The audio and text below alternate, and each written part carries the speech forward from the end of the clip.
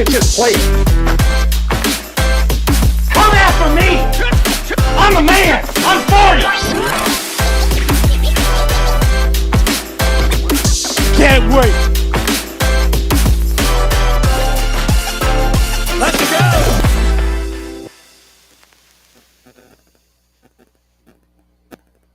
Well, how about that intro, man? You play to win the game. Every time I hear Herm Edwards, you play to win the game, or the Denny Green. You know what I'm talking about, Denny Green. They are who we thought they were. We let them off the hook. If you want to crown them, crown them. I get hyped up. I'm not going to lie to you. I get hyped. Yeah. I'm EA Sports, bro. I'm in the game. Well, we got another episode of Sideline to Sideline. Speaking of Sideline to Sideline, I'm the NFL genius, Gene Walzak. To my left, I got the Prince of Production of Sports Empire Network, the man, the myth, the legend. We got the King, Kyle Edwards. How you feeling, Kyle? I'm good. You know, Patriots got off the schneid, got their first win, and I'm excited for this weekend. There's a couple of games that have got my attention, but you know, just glad to be here with another week with you guys. I seen you. You get real defensive about your Patriots. I love it. I mean, I can keep it realistic. I No. I didn't say you're not realistic, but you get defensive, and I love it. I love that. I said last night on Wire to Wire, you didn't hear this, Godfrey. I'm going to introduce you in 1 second. But I said this last night on Wire to Wire. I said the Cowboys are going to stomp a mud hole in the Patriots, and Kyle got spicy in the comments. I mean, I just don't see it, but I mean, I see where you're coming from. Directly below me, I got, or kind of below me, this way. I got THEEGODFREY taking it deep with the Godfrey. How you feeling tonight, the? I'm feeling good. Week 4 is upon us. Teams are showing who they were. I got the best beard in the game, and I'm liking my new Eagles hat. And I'm down with trucker hats lately, so that's my thing. Kelly Green is in, and yeah, man, we're full thrust in football season, fantasy football, you name it, betting, all it. This is the best time of year. I have a bingo card, and you don't know this yet, but I have a bingo card with Godfrey catchphrases. Ooh. So whenever you say one, I'm going to do like one of those. I'm going to like B24. Like it's a Godfrey catchphrase. And when you hear one, I'm going to look at Kyle. Kyle's going to know. You have a few of them, and I love them. We all love them. As listeners at home, we love the Godfrey catchphrase. But we got a lot to get into with NFL football today. We got a game tonight, the Detroit Lions versus the Green Bay Packers. But before we do that, I'd be remiss if I didn't talk about two teams that took an absolute beating Sunday. This last week, absolutely knocked out the ballpark with my picks. I think I was like 11-5, coming back from the cellar. You know what pick I was dead wrong about? Dead wrong about. The Chicago Bears. I said they could beat the Chiefs in Arrowhead. I was wrong. They were terrible. I thought all the things that were going around in the Chicago locker room, they'd come out as an inspired football team. Mm-hmm. And that's the exact opposite of what happened. They did not play to win the game. So my question would be, the game that happens this upcoming week, the Chicago Bears and the Denver Broncos, which team organization is in more trouble? Denver or Chicago? Oh, man, that's tough. Well, listen, This is why this show is so awesome, is we get to give you this insight quick. I think it's definitely Chicago. Definitely Chicago. Because Chicago, see, listen, I don't have anything to believe that Matt Eberflus and his staff can turn it around. Whereas with Sean Payton, I can go back to past track record and seeing him in tough situations have turned it around. Some people are saying he is overrated. I'm like, okay, that may be true and to an extent, but I've seen him do things like win 7 straight games with Teddy Two Gloves at quarterback while Drew Brees was hurt. So I do believe Sean Payton has the ability to adjust. The question in Denver is Is it Sean Payton's adjustments, or is it Russ not taking to Sean Payton's adjustments? And that is a fair question to ask at this point.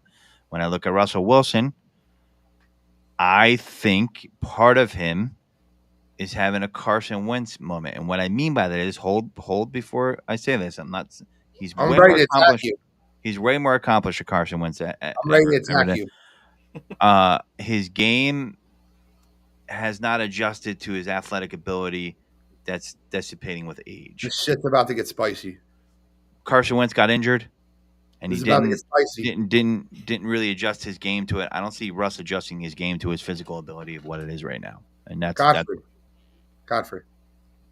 The Denver Broncos just allowed 70 points to the Miami Dolphins.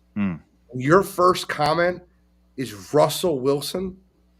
He looked good versus Washington. He looked decent versus Miami. Yeah.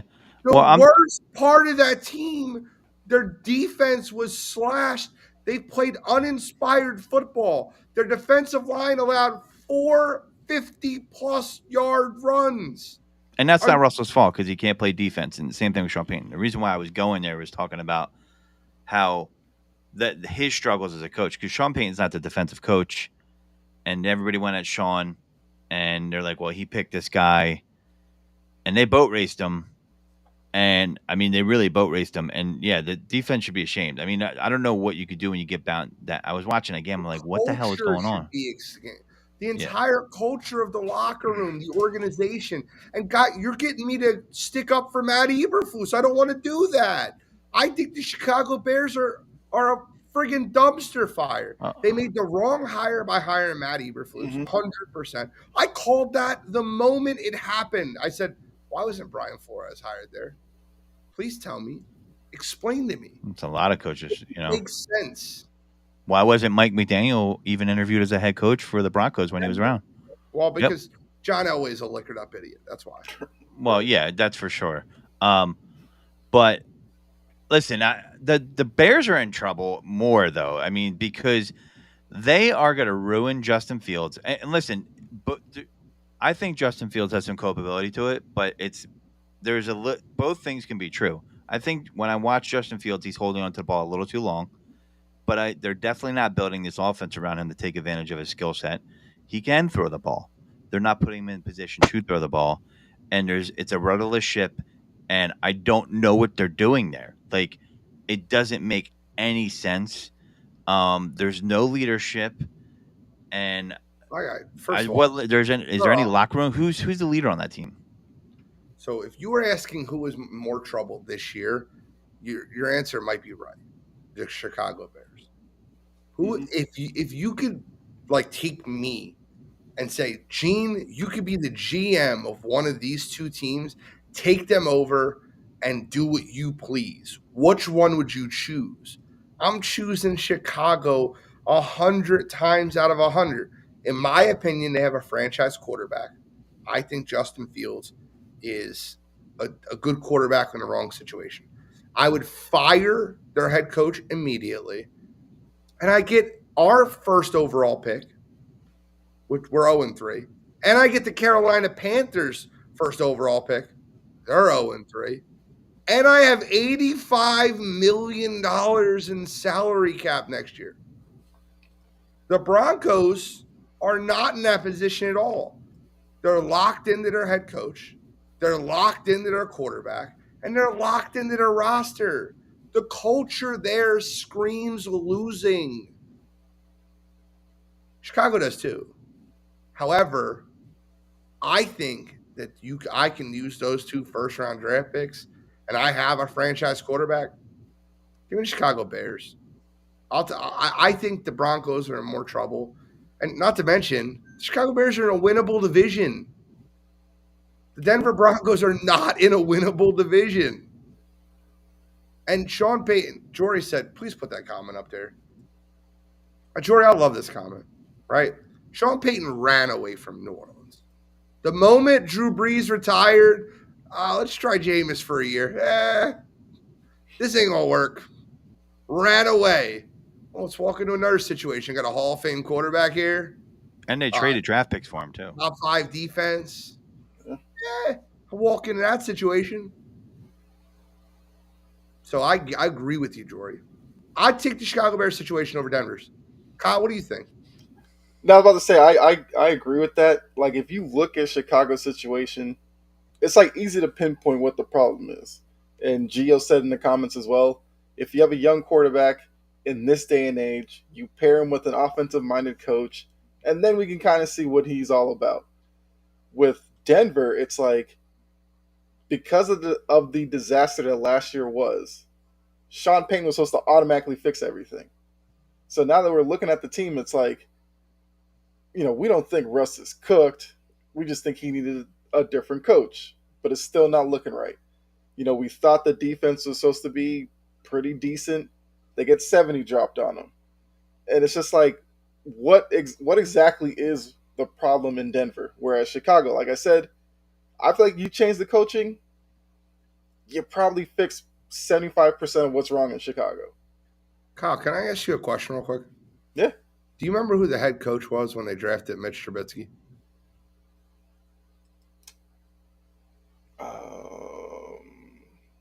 Actually, I don't. I can't think of it right now. It was John Fox. Okay. Yes.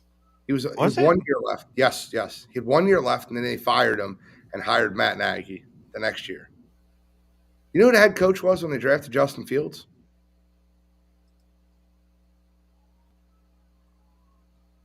It's Matt Nagy. It was Matt Nagy, yeah. It was Matt Nagy, and they fired him after 1 year and hired Matt Eberflus. Why can't you find a coach and marry him with a quarterback? Look, I don't even care if you get rid of Justin Fields.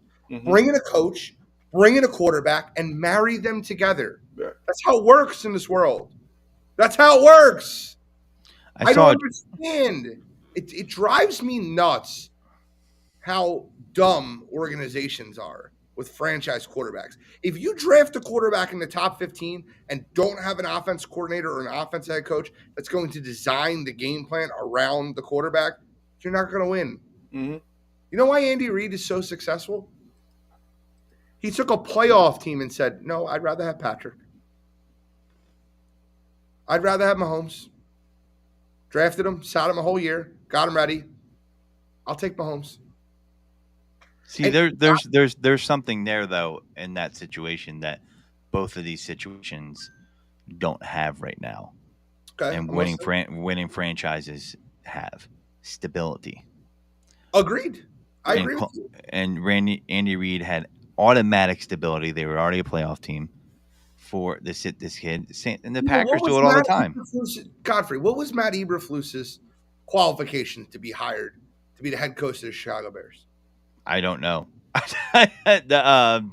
He took a pee in the urinal next to Frank Reich. Okay, so what about Matt Nagy's? He took a pee in a urinal or actually, he stood in a buffet line next to Andy Reid. Okay. That would be more accurate. I mean, he came from a high-powered offense. They were a successful team, so I think that's something that maybe lends to that. With it, I wasn't a Nagy fan, but everybody was a Nagy fan when they went 12-4, the double doink year, against the Eagles, and everybody's like, "Oh yeah, you can win with Mitch. You can win with Mitch." I mean, Mitch Trubisky really wasn't horrible, wasn't great. The Chicago Bears organization does this over and over again. If you're gonna draft a quarterback with the 3rd overall draft pick, like they did with Mitch Trubisky, hire a coach to build an offense around him. If you're going to draft Justin Fields with the 10th overall pick, hire a coach to build an offense around him. They went with a defensive coordinator from Indianapolis. What? And they have a shitty defense. That's the one that blows my mind lately is guys that get hired that were defensive coaches like a Staley or an Eberflus, and their defenses are complete ass. Like that's like, I don't get coaches like that. They're a specialist in this area, and then that specialty is awful on their team, and it screams that they don't have the qualifications to manage the whole show. They're a coordinator, and they should never be a coach.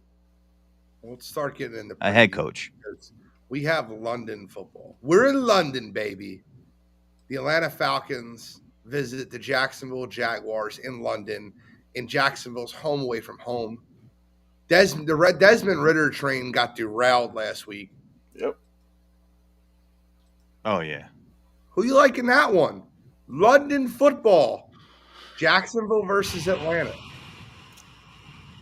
It's easy for me. I go Jacksonville. I've seen the past couple of seasons when you take Atlanta out of Atlanta, they play completely different. And you know, at home they kind of keep games close because whatever they feed off the fans. I don't know, but I just can't trust them outside of Atlanta. So I would go Jacksonville, even though Jacksonville's struggled so far this season. I think they kind of get right a little bit this weekend. London's where they get right, man. Yeah. London is where they get right. I like the Jaguars this week in the Calvin Ridley revenge game. He also has a parlay going in against the No. Atlanta Falcons this week. So I like the Jacksonville Jaguars this week. I think they win big. And I'm telling you right now, Atlanta fans, and I'm not trying to be rude. I have nothing against your organization, but Desmond, get rid of her. Needs to get out of your organization before you can start becoming good. That kid stinks. I said it last week. I said it 2 weeks ago. I said it a month ago. I'll say it again. Desmond Ritter stinks. Give me Jacksonville. Yeah. This is tough for me because I noticed it might be an unpopular opinion. I think Trevor Lawrence is a good quarterback, but he has not looked good. Calvin really had some drops, some key drops last week as well. You know, I don't think he's looked good so far. Maybe he's just, working through things and the talent is there. But I'm concerned about him too. Are they getting off to a slow start? I mean, I don't know. I do think they should win this game. It's a quasi home game for them because they play over there every year. Mm-hmm. So they should. I would hope Mr. Khan has some special amenities for them, so they're more comfortable there. They should definitely beat them. They absolutely should. I don't see. I don't see it going any other way, but it's just I'm worried about the Jaguars. I'm just worried about them and how they've looked over the last couple weeks. How about the best game in the entire NFL slate this year is going to be played in Germany? How you like them apples? Speaking of London games, you guys know Chiefs Dolphins is in Germany, right? Yeah. That's incredible. When is that game? It's like 3-4 weeks from now. Maybe I should go. All right, so I'm tempted to just go. Go Anyway, there. Let's watch some football and then watch some football. One or the Yeah. other, you know? That's going to be dead in the middle of Oktoberfest too. Yeah, that's wild that they would do that. I don't know, man. I like these overseas games, but as a fan, I'd be pissed. I'm happy as hell. I love them. If I'm a Chiefs fan, I'm a season ticket holder. I don't know, man. I want to see that What game. if it's a Dolphins home game? I think that might be a Dolphins home. I actually think it's Their the fans are. I think when you go overseas because of that 17-game season. I still think you get your 8 home games, your 8 road games, and then that 17th game is your overseas game.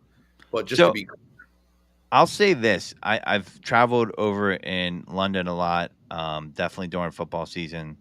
I've met a lot of the fans over there. There seems to be a large contingent of overseas Dolphins fans and Eagles fans, but Dolphins fans as well. I don't know why. I don't know the reason behind picking a team. So maybe that's part of the reason they're doing it. But I don't know. They usually that is odd to me. I haven't thought about that game being over there in Germany, but we'll see. Steven, you referring to my coffee? I'm drinking my coffee, man. It's that one word, Starbucks. So we forgot the Thursday night game. Gene forgot Thursday night game. Let's talk about the games happening tonight. The Detroit Lions are going into Green Bay. Green Bay came back after a 17-point deficit to win the game 18-17 over the New Orleans Saints. The Detroit Lions absolutely dog walked Desmond, get rid of her, and the Atlanta Falcons. So who do you like in tonight's football game? Kyle, I'll let you go first. I've been going back and forth on this one because I do find it interesting that Green Bay, if you look at them, could be 3-0 going into this game. But looking at their rankings offensively and defensively, they're like 20th in every stat category, which is weird to me. The Lions, riding off the emotional high of week one, haven't really looked that great either. So I think the deciding factor to me is just the fact that it's in Green Bay. I think I'll take the Packers in this one, but I wouldn't be shocked if the Lions won either. So I'd probably go like a 24-21 Packers win. I'm all over the Packers tonight. I last night I told you the Lions, and I picked the Lions, and I really did some research on the game this morning, and a lot of things that I looked for. There are too many trends. There's too many trends. If you don't mind bumping Godfrey out so that picture's not there, but there's too many trends that lean towards Green Bay in this game. Mm-hmm. They also came back from that 17-point deficit at home. They're getting Christian Watson back, Aaron Jones back. They're still missing Bakhtiari, but the love train and the love boat look like they're headed in the right direction. I like what Green Bay's doing. Yeah. Jared Goff, his numbers away from Detroit and his numbers away on prime time have been tough. They've been really tough to look at. So I will go with the Packers in this one, 27-20. Stephen Chambers actually has the Lions 27-20 Packers. I have the Packers winning this one, 27-20 over the Lions. The Godfrey, tell me where you're going. Outer space.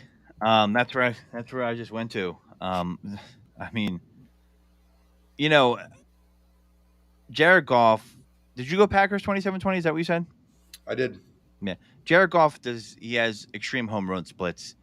I just said that, and you're right. And it's obvious, and I just noticed that from a fantasy football perspective, right? And if you're using him in 2 quarterback leagues, sit his ass this week. And if you got a better alternative, you might not in 2 QB leagues. But that being said, isn't Jair Alexander also out too? I'm hearing that. I don't know let me see if Jair is out. I think it's going to be a competitive game, but I'm going to go with the Packers here. Jair is out. Jair is out, but Aaron Jones and Christian Watson are both active. Yeah, I think Aaron Jones is going to have a good game. I don't believe that he's going to be on a snap count per se, because what people have to realize, and we saw with the Eagles, is the reason why he didn't play this week is because he was playing Thursday night and coming off a hamstring injury. I guarantee it, if that wasn't the case and he was playing Sunday later this week, he would have played last week. I know he would have, 100%. So Christian Watson's making his debut too. That's another weapon. Jaden Reed's looked really good on that Packers wide receiving core. And Jordan Love gives them a bit of mobility that makes them miss David Bakhtiari a little bit less than normal. And the Lions secondary has not looked good. Well, they lost Chauncey Gardner-Johnson for the season. Yeah, that's not good. Yeah, so I think that's a bad look for them as a whole. I think that the Packers will throw the ball to Aaron Jones out of the backfield. And I just took him off my IR. I'm thinking about starting him over someone. I just got to figure out who I'm going to sit. Why we're doing the show. If you guys don't forget about my boy. I told you about Romeo Dobbs. Don't forget about my boy. Romeo Dubes? Yeah. Dubes. I'm kidding. Would you start him over Pickens or Ridley? Not Ridley. Pickens, I would start him over. The reason being is because I just, Kenny Pickett wants to throw that ball downfield. Just took your advice. Aaron Jones is now starting. He's in. Figured it out. I'm starting Zach Moss. I'm not taking him out. Guys had 30 carries last week. Yeah. All right. So next game on the docket. Let's get into our Sunday slate, 1:00 slate. I'll save the best for last. We talked about Denver, Chicago already. I don't even want you to pick it. Jory's here. You guys want to give a pick for Cincinnati versus Tennessee? Jory, this is for you. When I look at that game, I take what I saw with Burrow against the Rams when he wasn't that mobile, but he started making some plays with his arm. I think we see more of that. I do think Tennessee can make it interesting. I would take Cincinnati in that matchup. But the key is obviously going to be, keeping pressure away from Burrow because he doesn't want to have to scramble around too much. So I'll take Cincinnati in that one, but not too confident necessarily. Yeah, it's a blah game. I I Hey, mean, listen, Corey's here. I wanted to appease the basis. Oh, I mean, yes. they're underdogs at home, and the Titans just seem to pull these wins out of their butts. But I feel like the Bengals are waking up, and I just worry about Derrick Henry. Is he starting to be not as Derrick Henry esque as he was? It's not Derrick Henry. It's the offensive line. They're That bad offensive too. line is brutal. You know who had the worst game for the Titans last week? You remember him. He was a former Eagle. I said Andre Dillard. He actually absolutely got abused last week.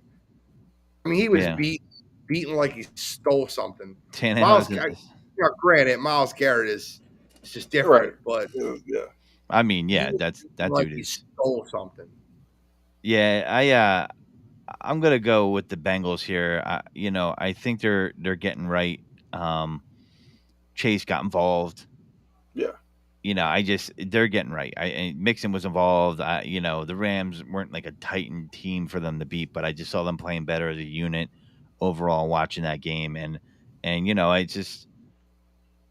I expected a little bit more from the Titans. I think people don't give the Browns enough credit. I think the Browns are a better team than people wanted to give them credit for. So I wasn't really surprised by that, especially Garrett's playing out of his mind. Miles Garrett is playing out of his mind. So, we'll see. Never gets talked about as the best defensive player in the league. No. I'll tell you right now, I don't want to be rude when I say this, and I love TJ Watt. I think he's great. But if you had to line up against one guy on the other side, Miles Garrett or TJ Watt, who you choose to line up against? I'll take TJ Watt. I think Miles Garrett destroys games. I think he's a better player. Sorry, TJ. I think TJ Watt's great. Micah Parsons or Miles Garrett. I'd probably rather line up versus Miles Garrett. I think Micah Parsons is the best defensive player in the league. But Mhm. Miles Garrett's up there with Nick Bosa, TJ Watt, Yeah. and Micah Parsons is the best defensive lineman in the league. So I agree I'm with picking the Bengals in this one. Still, I think the Bengals are a better football team. I think Joe Burrow will get it done. And I think Ryan Tannehill is going to keep throwing the ball to the other team. So, and I think Derrick Henry can't run behind the offensive line. Andre Dillard's having issues again, like he had in Philadelphia. I think the Cincinnati Bengals team wins this one. Sorry, Jory. I hoped someone would pick your team.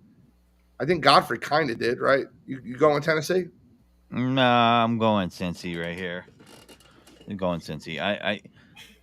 Yeah, Tennessee. I just think they just got to get some things right, and the offensive line is just. You're right about that. It's really hampering them. And you can pass on these guys. That's the problem. I mean, you saw it last week. I don't see Joe not being able to take advantage of them with Jamar Chase and T. Higgins and company. They don't have the secondary to hold up to it. They don't. And we saw Hendrickson and Hubbard causing problems with the Problems, yeah. Rams. Yep. I know That's why I'm worried about with Tennessee and that offensive line. What are they going to do with Hendrickson? Too many good football games this week for us to park on all of them. We're going to skip over a bunch of them. Minnesota at Carolina, the Toilet Bowl. Yeah, I'm not talking about that game. Pittsburgh at Houston. Yuck city. Don't want to hear about it. CJ Stroud is playing well. I'll just say that. Let's talk about Tampa Bay at New Orleans. Divisional game, 2-2-1 teams. Tampa Bay coming off a loss to Philadelphia on Monday Night Football. The New Orleans Saints look like they're going to be starting Jameis Winston, who looked terrible at Green Bay for that fourth quarter. Who do you got in this one? Do you have Baker Mayfield or Jameis Winston? We're talking about two number one picks that turned out to be absolute busts.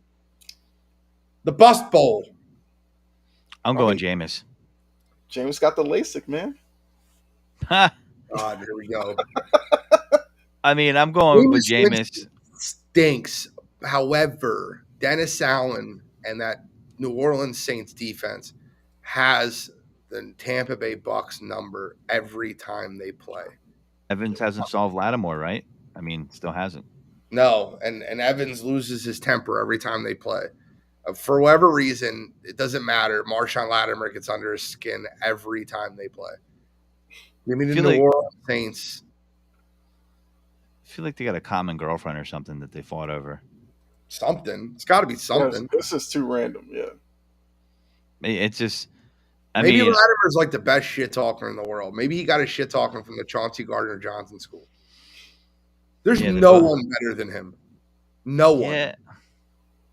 I'm gonna go with the Saints. I just think, they're gonna expose Baker. Deep seats topic, Godfrey, Kyle. Who's the best trash talker in the NFL? Yeah, you can do that one. It's got to be Chauncey Gardner Johnson. Remember when he had the Bears player like stew for a whole drive and then walk out in the field and punch him in the face? Who was that? What Bears player was that? It was a wide receiver. If you're listening at home, please help me out. But he stewed. Chauncey Gardner Johnson was talking trash to him, pushed him on the ground. He stewed for a whole offensive possession in which when the Saints were on offense and this team was on defense, the first play that the Bears get back on offense, he seeks him out, he walks over and he punches him in the face right in front of an official. I remember that. Was that a Monday night? Was that a Sunday night or Monday night game too? I think this is a Sunday afternoon game, if I'm being honest. Bears receiver. I'll find it out right now. There's just so many no-names Bear receivers that I have to go through in the history of Bears. I just don't know who to pick. Javon Wims, sucker punch. Yes. Number 8. Yes.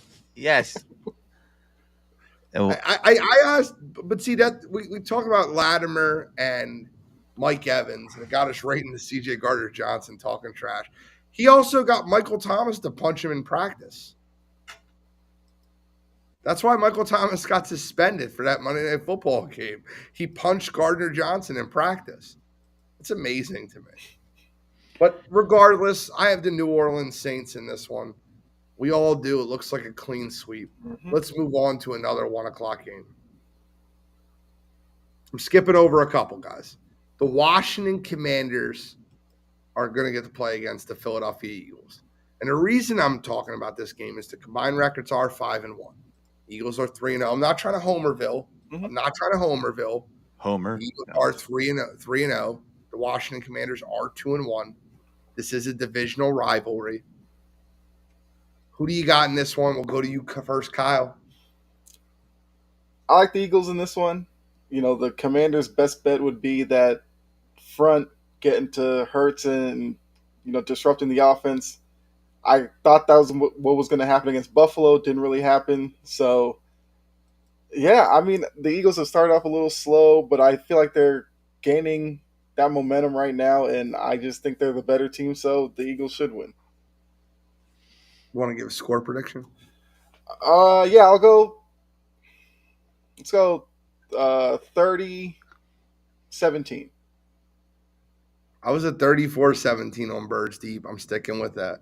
I got the Eagles winning 34-17. I think the Commanders bounce back this week after a terrible week last week versus Buffalo. I think they'll play them very tough through 2 quarters.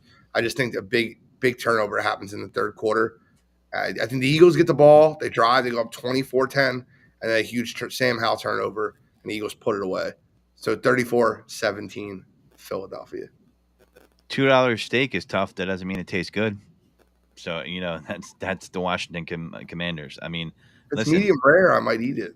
Medium, yeah. Listen, I've been poor, man. Give me some London broil. But all I'm saying is the Commanders, I talked about on the show, week 1 through 3, they have showed themselves. They have revealed one of the many faces, and one of the many faces they are is not a good team. Great defensive line, but they can't play offense, and they're going to put their defense in a hole. And I just don't see the Eagle. I see the Eagles easily covering. It's at home, and the type of guy Jalen is, he remembers the losses, and he remembers that game. So I don't see them forgetting that, and I think they're going to win convincingly. Listen, we talked about it on this show before the season began.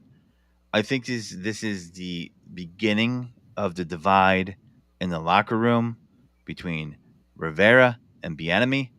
Bieniemy is the future coach, I think. To be honest, I think they knew that bringing him in. New ownership probably wants an offensive guy.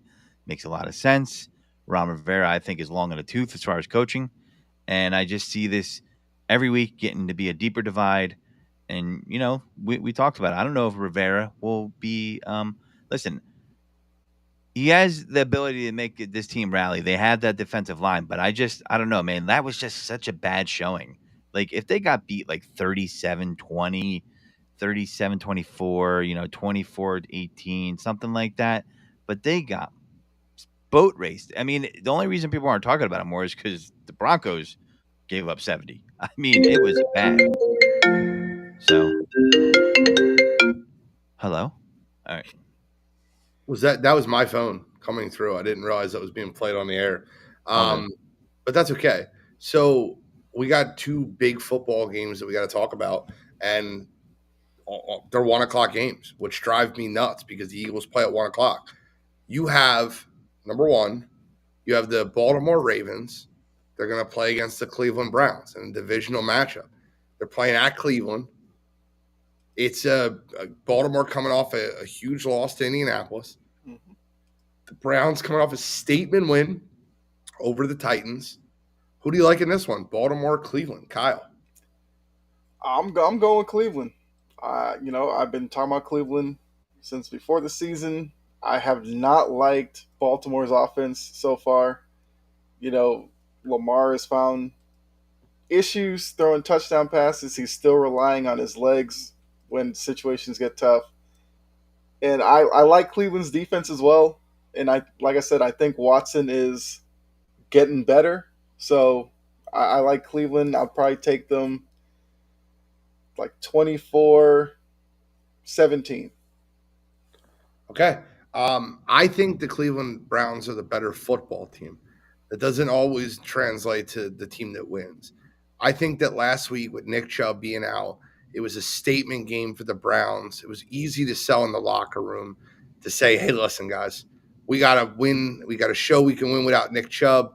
Deshaun Watson looked good. I think the offense will still move the football. I think this is a breakout game for Baltimore offensively. I wildly think this is going to be a higher scoring game than most people do. I'm on the over in this one. Give me the Baltimore Ravens winning this one 35-32 in a weirdly high scoring game in Cleveland. Yeah, I'm going Browns. I've not been impressed by the Ravens so far. They've had moments No, here or not at there, all. They've been terrible. Mm-hmm. and I think the Browns, 2.5. I think that's a gift at home. I don't think it's going to be a blowout. I do think it could be a closer game, but I see the Browns winning possibly, 31-27. You have a high scoring too. Yeah, Most people are the under in this game. Yeah, I have a high scoring because I just think they're good. People are like, oh, people just want to hate Deshaun Watson, and they don't want to give these Browns credit. I know he's not a likable guy for other reasons, but you keep your football glasses on here.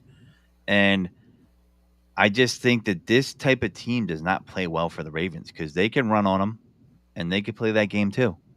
But Deshaun, I just think he's a better passer than Lamar, and you're not going to convince me otherwise. And Amari Cooper had a good game. Elijah Moore's coming into his own, and not for nothing, Jerome Ford, not a better running back than Nick Chubb, but he showed well, and he's got some receiving chops. So there's another weapon there, and I'm going with the Browns on this one. I think they're the class of the AFC North, and it's going to be them and the Bengals. That's interesting. I like it. Let's go with the game of the week. I wish this game was at 4:00 also. I wish they could flex a game to 4:00 because the 4:00 games kind of suck. Mm-hmm. And Kyle disagrees with me because Kyle's New England Patriots play at 4:00. But I will tell you right now, this is the game of the week. The Buffalo Bills at home, 2-1, coming off a blowout win, are going to host the Miami Dolphins, who are 3-0, coming off a blowout win. Mm-hmm. The immovable object versus the impenetrable force. It's going to be a good football game. Yeah. My question, I'm going to start with you, Kyle, again. Who do you like? This is your AFC East. I call it the AFC least because they've been the least productive division in football outside the Miami Dolphins. I'm kidding. But who do you like in this one? Miami, Buffalo. I probably. Well, it's tough. Like I'm surprised that Buffalo is a favorite for some reason because I feel like the way the Dolphins are playing right now, that they just look like the best team in football. If you just look at the scores and the offense and everything like that, Buffalo did bounce back last week. It's tough. I'll take Miami because I feel like this is a game I do think will be a shootout of sorts. Might just be whoever has the ball last, but I'll take the Dolphins in this one. Let's go 38, like 38-35. Well, I don't know if Chris is listening now, but I don't think Chris is going to like what I say here. I like the Buffalo Bills in this one. I think Miami's lost 8 of their last 9. I think they've lost 10 out of their last 13 or 10 out of the last 11 at Orchard Park in Buffalo. I think the Buffalo Bills win this one. I think their defensive line is strong enough to get after Tua without blitzing. I think they have the secondary and the linebacking core to be able to slow down those receivers. And I think Buffalo is a colder, tougher place to play and where Miami's going to play. I think that offense comes down to earth this year. I got Buffalo winning this one 31-28, and I think they'll be up 31-21, and I think Miami will score a late touchdown to make it look closer than it is. But give me the Buffalo Bills in this one. I got Buffalo 31-28. The only thing, God. well, the only thing is, like, normally these early season games with Miami up in Buffalo or whatever, the weather is a little bit worse. I think the weather's supposed to be fine. That's kind of why I was going Miami, but I do agree that playing in Buffalo has been tough for Miami. Listen, I get it, and it looks like it's going to be 77 and sunny, so Yeah. you're probably but I'm going Buffalo in this one, division rival. I love that Buffalo defensive line with Ed Oliver, Leonard Floyd, Gregory Rousseau. When does Von Miller come back? I know he's on the pup list, but when does Von Miller come back? I think the defensive line gets even better then. That's a good question. When does Von Miller come back? Well, regardless, I mean, he had an ACL injury last year, and hopefully he's back sooner rather than later. But I still like Buffalo in this one. Give me the Buffalo Bills. Next on the docket, we're going to go to the afternoon games. I think this would be a good time to bring up your New England Patriots headed into Dallas to face the Dallas Cowboys. Who do you like in this one, Kyle? Are you going to be loyal to your team? Are you going to be true to your school? I am. Now, one thing I saw last week with Dallas was Arizona's ability to run the ball on them. Before last week, the Patriots were having issues running the ball, but they kind of figured it out last week. Saw Zeke Elliott running really well. We saw Stevenson do the same. So I think New England's going to go in against Dallas and look to establish the run first. And look, Mac Jones, say what you want about him and everything, but he has looked better this season than last year, of course. He has an offensive coordinator. That's legit. And I think he'll be able to make some plays in the passing game as well. And I just like the Patriots defense enough that I feel like he's going to cause problems for Dak. And you're going to Patriots outright. I kind of am. I see that they're like a touchdown underdog, but I really think the Patriots can win this game. I think New England's one of my better plays this week. Dallas is one of my better plays this week. I like Dallas minus the 6.5, minus the 7, minus whatever. I think Dallas dominates this game. I don't think that they'll be able to keep up with that Dallas defense. I looked at the way they looked last week versus the Jets, and here's the difference, right? I think Dallas and the Jets have very similar defenses. I think they're both very good defenses as a whole. However, I think what the Dallas offense is, they're not going to constantly keep giving you guys opportunities with the football. I think the Dallas offense will be able to move the football productively, keep that defense off the field. I think Micah Parsons and DeMarcus Lawrence are going to create a world of havoc. And if I'm Dan Quinn, I'm going in this football game saying I need to stop the run, and I don't even need to worry about the deep pass. There's really no X plays for the New England Patriots. They don't have them. They're not in the playbook. You can't meticulously drive down the field versus the better unit. I think Dallas wins this one. I think it's going to be 31-7. I really do. I believe it's going to be a blowout. Listen, let me tell you something right now. There's not a person in this world that would more likely and more rather be wrong about this game than me. I would love to be wrong. I would love to come on here next week and be like, well, 2 in a row, I called a blowout and they were wrong. I'm telling you right now, I think Dallas dominates this football game. I'd bet them. I get it. I'd bet them first quarter. I'd bet them first half. I'd bet them for the game. I would bet them all the way through. I love Dallas in this one. I think that they're going to win people a lot of money. Okay. I'll say look out Kendrick Bourne. That's a name I'll just throw out there. Okay. Well, let's move on to another circus act of a game. Sunday Night Football. San Fran versus Arizona. Las Vegas versus the Chargers. They're not really conversation pieces. Right. Sunday Night Football, though. You got the Kansas City Chiefs taking on the New York Jets in New York. Is this the week where Zach Wilson looks good? No. Well, okay. So I feel like what the Jets are doing is like offensively, they're just like, just don't make any issues for us, Zach Wilson. I feel like at this point, just throw caution to the wind, open the playbook, let him figure it out. What's the worst that could happen? He's going to look as bad as he's looked already? Like, at least give him the opportunity to push it downfield or get creative. I don't think they do that because for some reason the Jets feel like they have to treat him with kid gloves and make sure that he doesn't turn the ball over, where I don't know if that's doing much for him confidence-wise. But no, I can't take the Jets in this one. Oh, I can't either. Godfrey, you're back, brother. You were back in the metaverse. We missed you. Yeah. I'm going to go back to a previous game because I'd like your opinion on it. The Cowboys versus the Patriots, and then lead right into your opinion on the Chiefs Jets.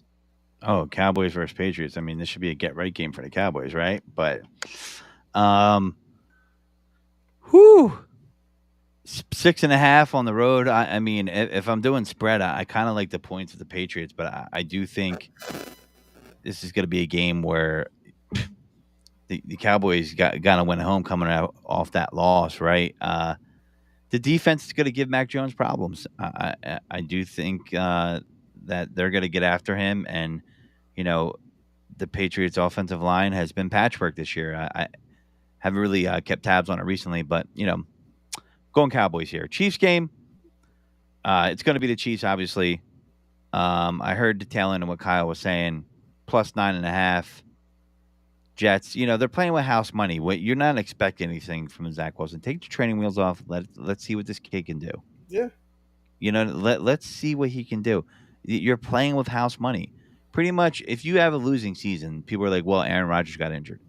Either let him play or start Trevor Siemian. They're not helping him out by bringing Siemian in. I mean, listen, I guess they're going to cost Robert Saleh's job. If he keeps could. playing Zach Wilson, he's going to lose the locker room. Yeah. The Michael Carter blow up, the Garrett Wilson blow up on the locker room. They're tired of losing. That team's ready to win, and Zach Wilson, they look at as the person. So if I'm Robert Saleh, then you know what I do? I put in another quarterback, and if he shits the bed, I'm going to be like, so who is it?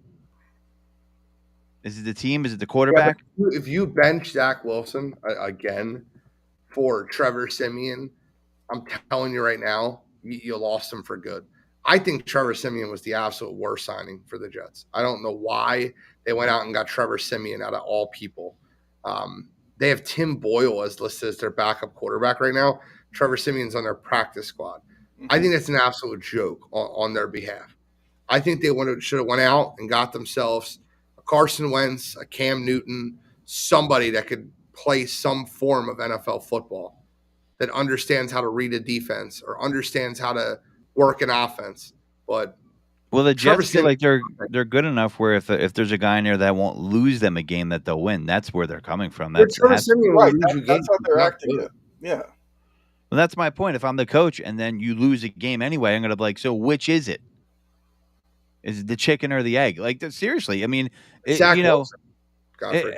I agree, it is, but this wasn't their plan, and I don't think he's good enough to be a SEC starting quarterback. Well, you're probably right. The thing is, Nathaniel Hackett's not known for being able to adjust. I mean, listen, I've said this about him before. He reminds me of Adam Gase, like he was an offensive coordinator of Peyton Manning. Oh, you did a lot there, didn't you? He was offensive coordinator of Aaron Rodgers. I mean, let's be real. I mean, like he's the level of preparation, the planning he's going to have to do for an Aaron Rodgers versus a Zach Wilson, or having a plan B. There was no plan B. That's Right. the thing. There was no plan B. And now you have a guy who's in charge of the offense that isn't known for being someone that could think on the fly looking at Denver. Although we look at Denver now, we're like, well, was it him? I still think it was Nathaniel Hackett. But my point is Zach's in an untenable. He's in a no-win situation right now. He's in a no-win. No-win situation because he sucks, Godfrey.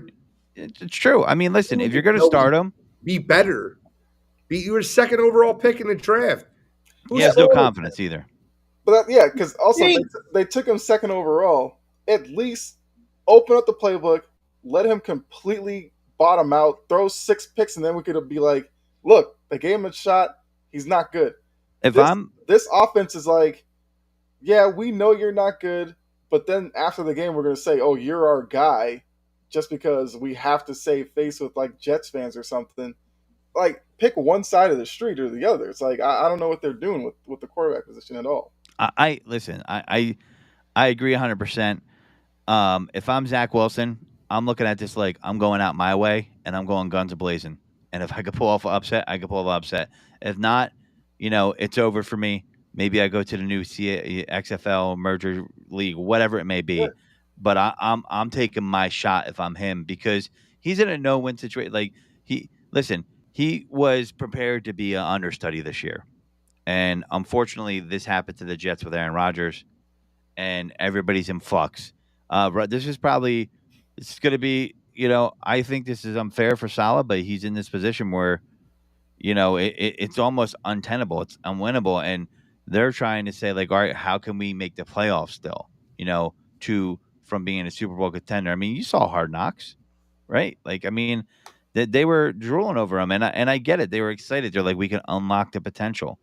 But the problem is that you have the offensive line is subpar. It's fair to say that, right? Am I wrong about the offensive line? So you got that, and you have to ask yourself, why the hell are they just not running the shit out of the ball? Okay, Israel's hurt. You want to ease Bryson.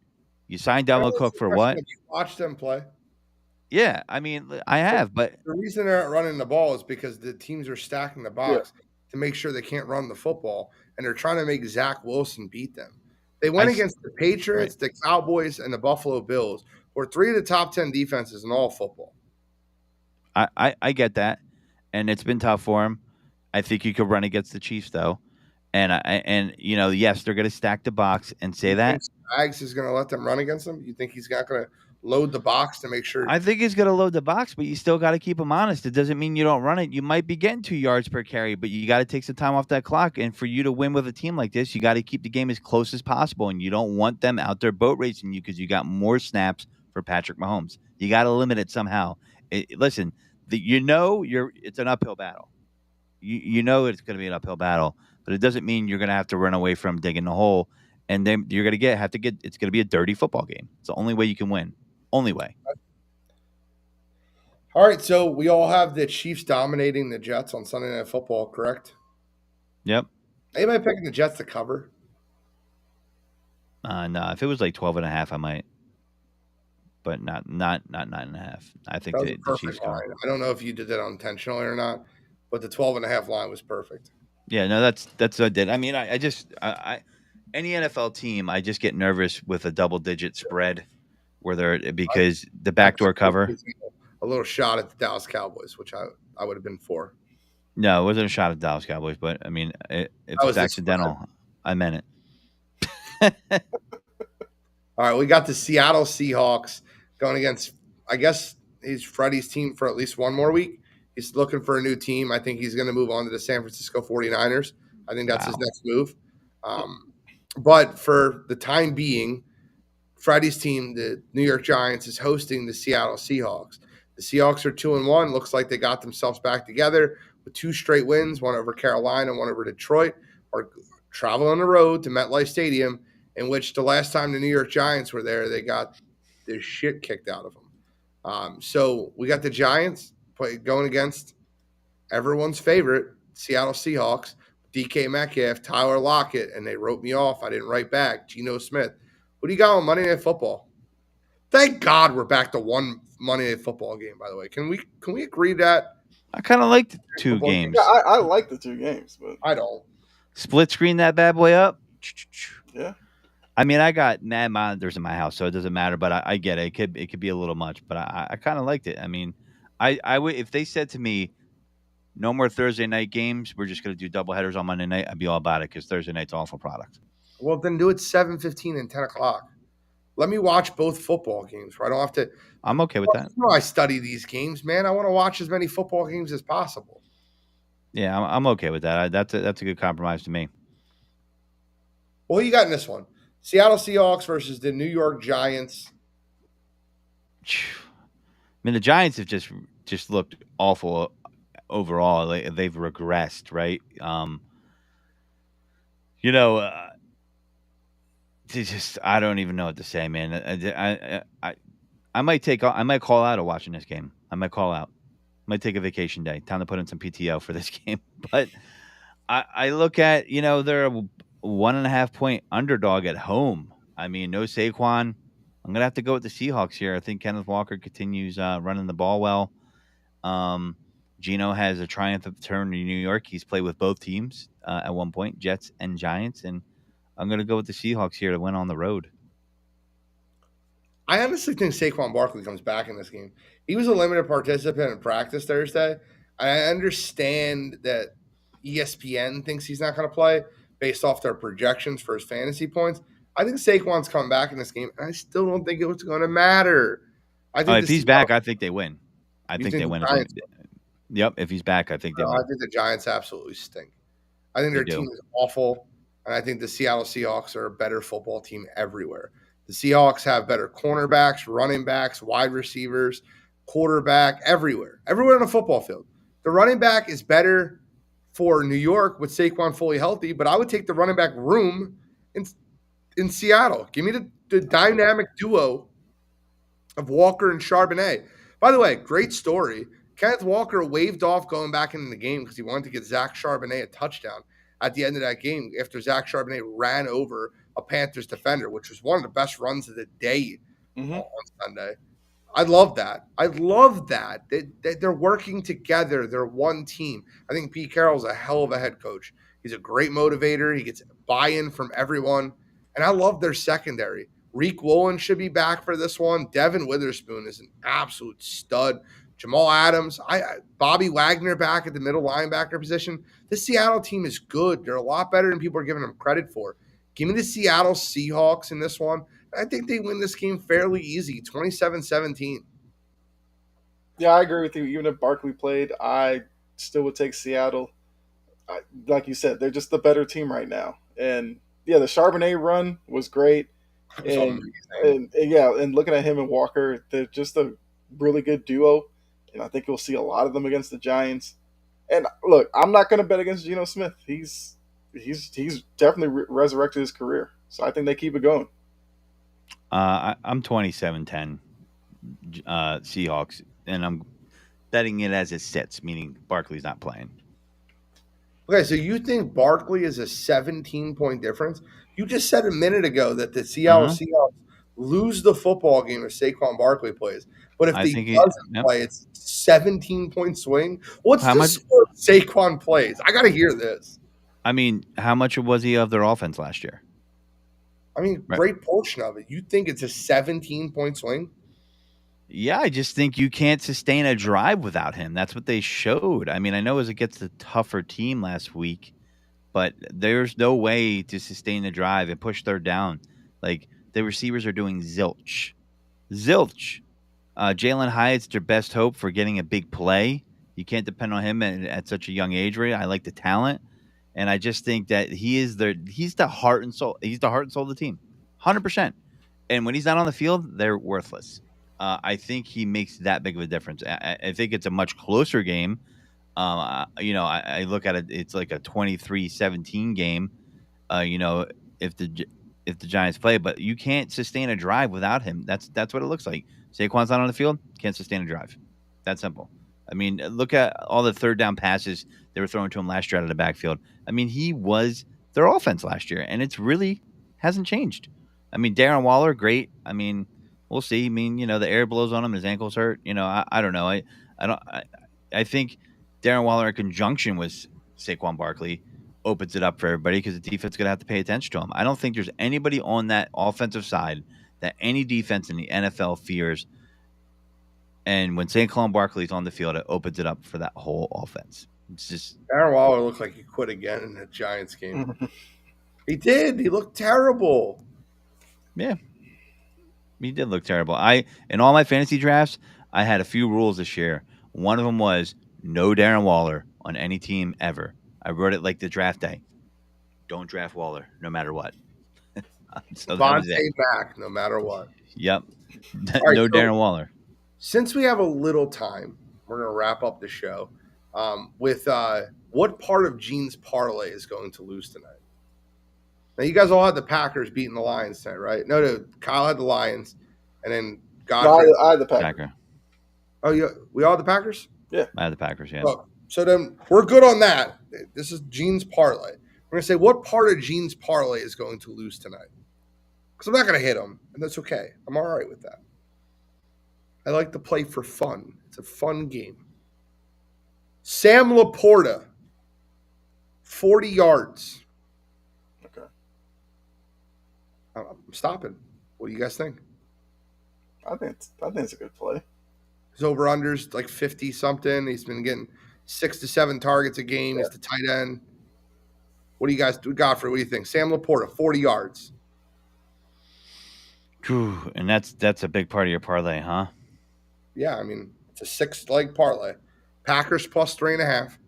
Sam Laporta plus 40 yards or more. Yeah, I think Sam Laporta's, I would go 40 yards. I think that's okay. Okay. Luke Musgrave, one of the Love Boat's favorite targets right now. Rookie tight end, got more involved last week. 25 yards or more. It's the one that would make me nervous. Okay. I try to go with things that are under the radar so you don't have like a real big play. That's how I hit a couple of these same game parlays. But I got Musgrave, 25 yards. David Montgomery under 51.5 yards rushing. Yeah, I could see that. I think I would go over on that. I'm going under. I think the Packers' run defense is very good, and I think that they'll stop him. I think the way to beat the Packers tonight is passing the ball, particularly with Jair Alexander out. Under 1.5 passing touchdowns for Jared Goff. So it's 1 or 0 passing touchdowns. I'm comfortable with the under. And then under 2.5 receptions for Josh Reynolds. I mean, he's coming off 0 the week before, right? So, I mean, I don't know, man. I'm okay with that because he's more. It seems like Jared Goff likes to hit him on a deep ball. That's my long shot parlay. That's 50 to win $1,000. Here's my realistic parlay. It's 100 to win 762. This is the one I think that's going to hit. This is the one that I put my money into, right? Packers plus 3.5, easy. Sam Laporta, 40 yards. I really like it. I have it on both. Mm-hmm. Jaden Reed, 25 yards. Luke Musgrave, 25 yards. That's it. That's all you need to happen. 100 to win 800. It's got a little profit boost action. That's Gene's parlay for tonight. I like the tight ends tonight. Devondre Campbell is out for the Green Bay Packers. I think that they'll focus on the middle of the field with Laporta. And I think that Luke Musgrave getting 25 yards. Last week, he looked really good. He was one of the only receivers on that, or tight end on that Packers team. I guess getting Christian Watson back lowered his number. So I think that you'll see a better version of Musgrave this week. And I think you'll see a little bit more Laporta. Last week, Musgrave had 6 catches on 8 targets for 50 yards. He was the second most targeted player on the field. Jaden Reed had 7 targets. I like him a lot, 25 yards. I mean, Christian Watson comes back. We're just expecting them to go away from all these guys. True. Yeah. I don't agree with that. And then for the Detroit Lions, you guys have seen the way Sam Laporta has been getting involved in that offense. Sam Laporta, if you're not Amon-Ra St. Brown, I think that Sam Laporta, 8 receptions, 84 yards, and a touchdown on 11 targets last week. Mm-hmm. Like, these rookie tight ends are getting involved, and their number is still low because a lot of people don't know who they are. I watched them play in college. Luke Musgrave, Oregon State. Sam Laporta, Iowa. Both those guys are good tight ends.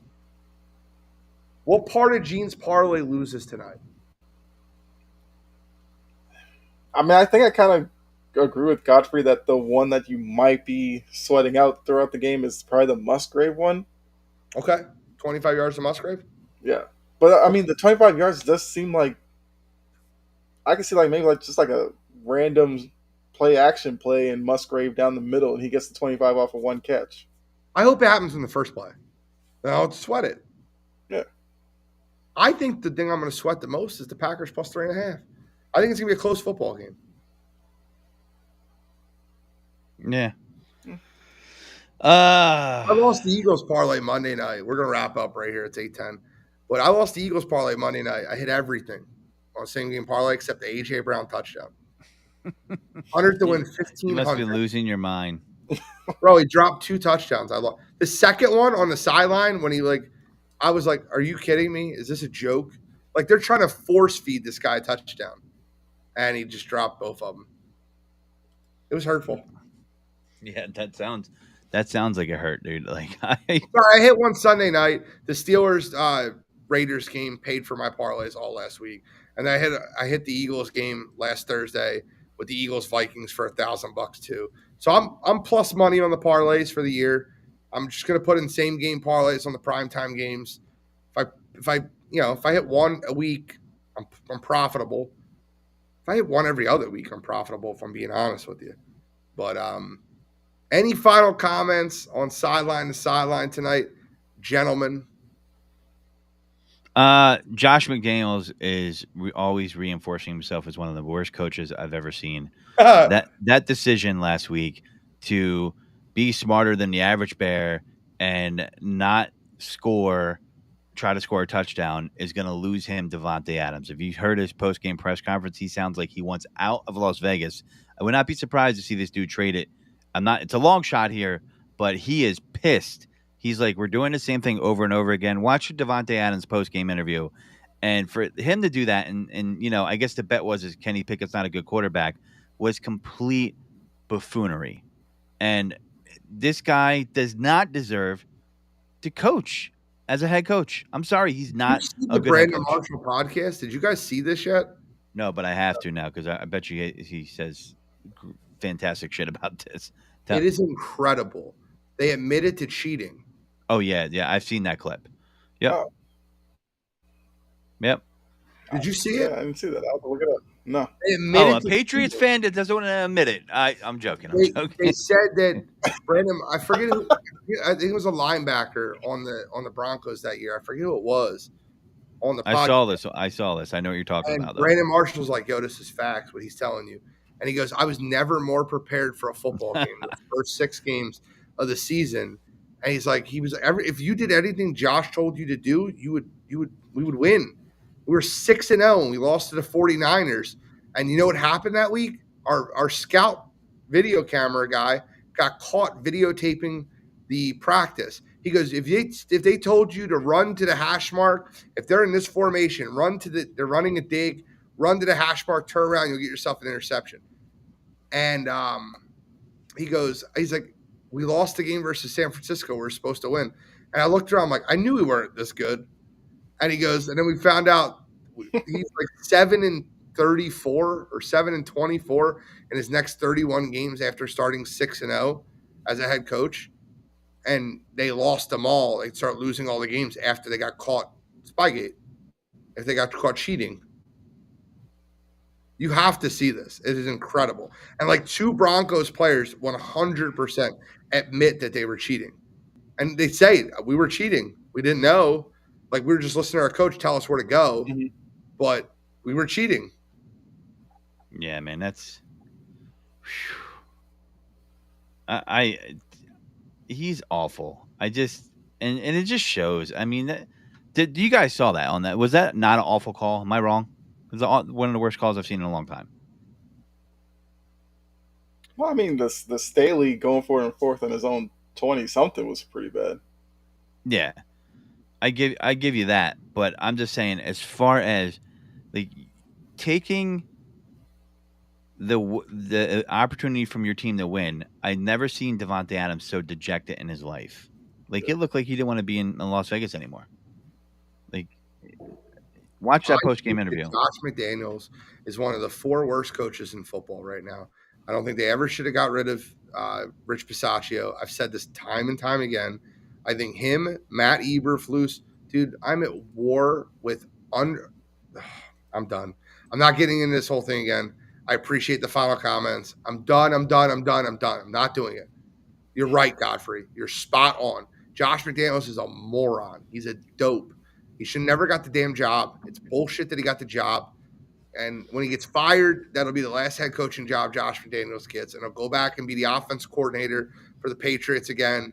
And they'll find another way to multiple ways to skin a cat. And Kyle, I apologize. I know you didn't do it personally, but that team's a bunch of cheaters, especially with Josh McDaniels, what they did for years, spying on people. And I don't want to get into it because it's terrible. Do you disagree with that, by the way? Is it terrible? Charles Barkley terrible? I love you. I love you, Kyle. I love you. What's your honest opinion of that?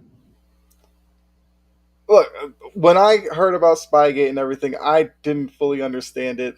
And then I heard some coaches talking about it, and they were talking about like it was the placement of the camera and everything like that. I mean, it is what it is. I understand people call the Patriots cheaters. I'm not going to fight them on it because it's definitely a bad look. I'm one of those who thinks it was kind of overblown a little bit, but I understand the outrage by it. Because okay. I also think like because of Spygate, I thought Deflategate was blown way out of proportion. I agree with that. I agree with Deflategate getting blown out of proportion, but I don't think Spygate was blown out of proportion at all. They knew their plays. My only thing was right. But my only thing was there was like a couple of coaches who were like, oh, we have a guy who does that up in the box as well. It's just that the Patriots had a guy who did it on the field. And then when I started hearing that, I was like... You know what the difference was? You can see hand signals and signals from where they were videotaping it from. That's the issue. It's nothing to do with watching them practice. It's what they're calling for that play to happen. Yeah. And then they got caught doing it again in Cincinnati. You remember that? Where the video assistant got caught in Cincinnati? They got caught doing it multiple times. The Broncos got caught doing it with Josh McDaniel. It's fruit from the same poisonous tree. It's 8:15. The football game has started. We appreciate you tuning in the sideline. The few that did. We didn't really have great support tonight. But make sure you give us a like and share. And thank you for tuning in the sideline. I'm NFL Genius Gene Walzak. That's the Prince of Production, Kyle Edwards. And my man taking it deep with D. Godfrey. And we are signing out.